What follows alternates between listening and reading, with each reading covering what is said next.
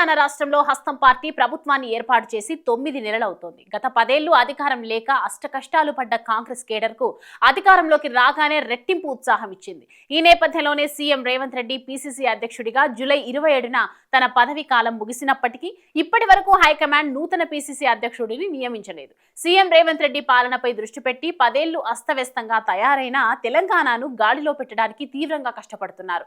నిత్యం సచివాలయానికి అందుబాటులో ఉంటూ సహచర మంత్రులతో సమీక్షా సమావేశాలు నిర్వహిస్తూ పాలనపై సీరియస్ గా దృష్టి పెట్టాడు. రేవంత్ రెడ్డి ఆపద్ధర్మ పీసీసీ అధ్యక్షుడిగా అడపాదడపా గాంధీ భవన్ లో పార్టీ కార్యక్రమాలకు హాజరవుతున్నారు. కానీ పూర్తి స్థాయిలో పాలన దృష్టి పెట్టి పార్టీ కార్యక్రమాలకు సమయం కేటాయించలేకపోవడంతో పార్టీలో కొంత స్తబ్దత నెలకొంది. కేడర్ అయోమయంలో పడింది. ఈ నేపథ్యంలో పార్టీ చేరికలపై, పార్టీ వ్యవహారాలపై ఇన్ఛార్జ్ దీపాదాస్ మున్సి పూర్తిగా పార్టీలో ఇన్వాల్వ్ అయ్యి గాంధీ భవన్ అందుబాటులో ఉంటూ దూకుడుగా వ్యవహరిస్తోంది. మరొక వైపు కష్టపడి పార్టీని అధికారంలోకి తీసుకురావడానికి కష్టపడ్డ కార్యకర్తలు పరిస్థితి మాత్రం గందరగోళంగా తయారైంది. ఇన్ఛార్జిగా దీపాదాస్ మున్సి పార్టీ వ్యవహారంలో అనుకున్న దానికంటే ఎక్కువ కలగ చేసుకుని కష్టపడ్డ వారిని కాదని, కేవలం గాంధీ భవన్ చుట్టూ చక్కర్లు కొడుతున్న నేతలకే కార్పొరేషన్ పదవుల్లో ప్రయారిటీ దక్కుతుందని పార్టీ వర్గాల్లో టాక్ వినిపిస్తోంది. సరైన కేడర్ను పట్టించుకోకపోవడంతో మొదటి నుంచి కష్టపడ్డ తమ పరిస్థితి ఏంటని ఆ నేతలు పీసీసీ అధ్యక్షుడు రేవంత్ రెడ్డి దగ్గర తమ గోడు వెళ్లబోసుకుంటున్నారని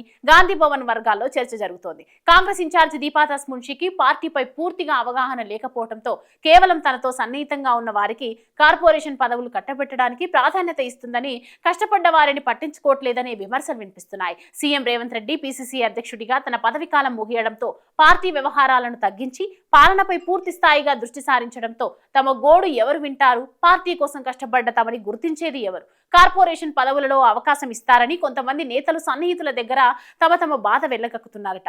మరి వాళ్ళ గోడు వినిపించుకొని కష్టపడ్డ వారికి గుర్తింపు లభిస్తుందా లేదా అనేది చూడాలి.